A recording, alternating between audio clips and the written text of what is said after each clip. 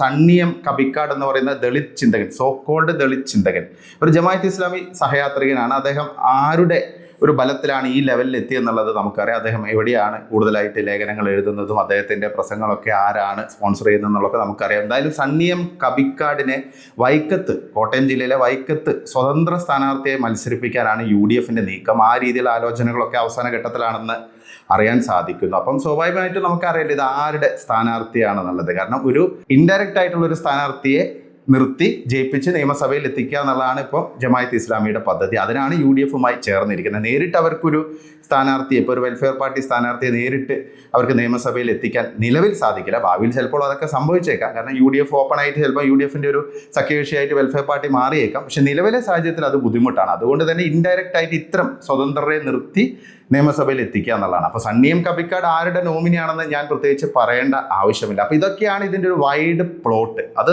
നമ്മൾ മനസ്സിലാക്കണം. എന്തായാലും ജനങ്ങളെ എപ്പോഴും ഇങ്ങനെ പറ്റിക്കാനൊന്നും പറ്റില്ല. പ്രത്യേകിച്ച് സോഷ്യൽ മീഡിയക്ക് ഇത്രയും ഒരു സ്വാധീനമുള്ള കാലഘട്ടമാണ്. അപ്പോൾ എന്തായാലും തെരഞ്ഞെടുപ്പിൽ ഇതെങ്ങനെ വരും എന്നുള്ളത് നമുക്ക് നോക്കി മനസ്സിലാക്കാം.